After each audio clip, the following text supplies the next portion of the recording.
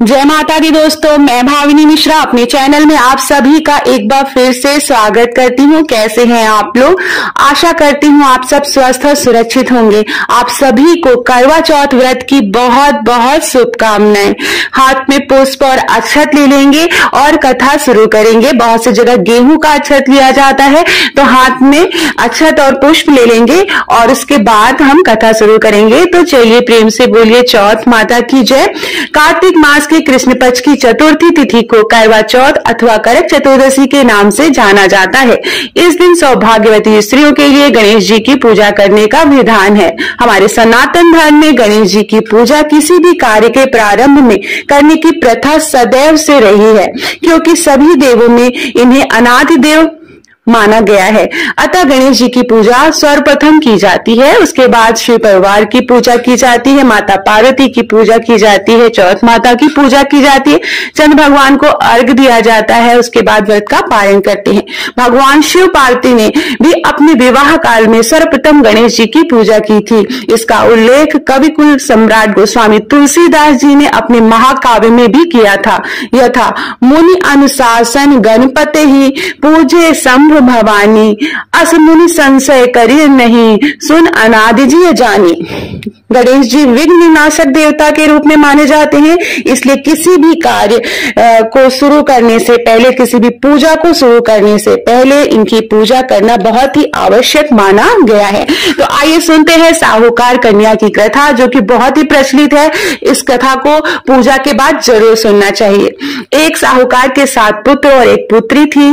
कार्तिक कृष्ण चतुर्थी के दिन साहूकार की पत्नी, उसकी सभी बहुओं एवं कन्या ने संयुक्त रूप से व्रत का अनुष्ठान किया। सभी लोगों ने एक साथ सायंकाल में गणेश पूजन किया। पूजन के पश्चात साहूकार के सभी पुत्र भोजन करने बैठे। भोजन करते समय साहूकार के पुत्रों ने अपनी बहन से भी भोजन करने का आग्रह किया।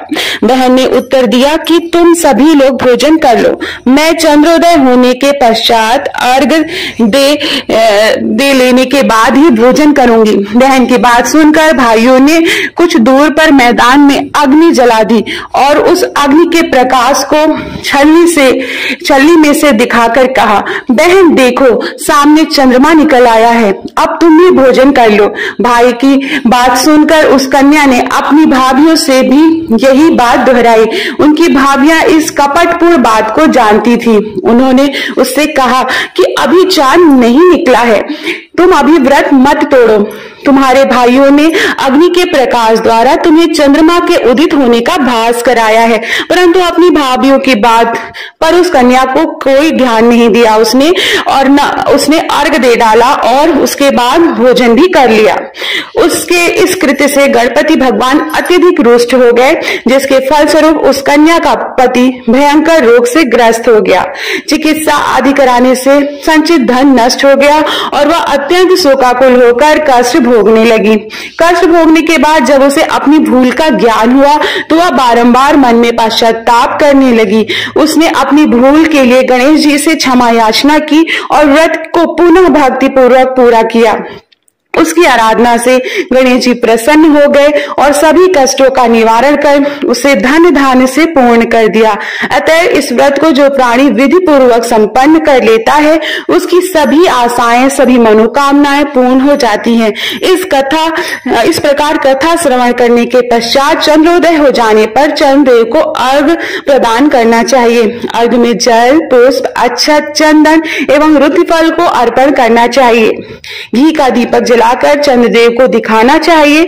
अर्घदान काल में ओम चंद्राय नमः इस मंत्र का उच्चारण भी करते रहना चाहिए। इसके अंतर 4 बार परिक्रमा कर चंद्रदेव को दंडवत करें और जल अर्पित करें। इतना कर लेने के पश्चात घर में वृद्धजनों को भोजन कराकर स्वयं भोजन करें।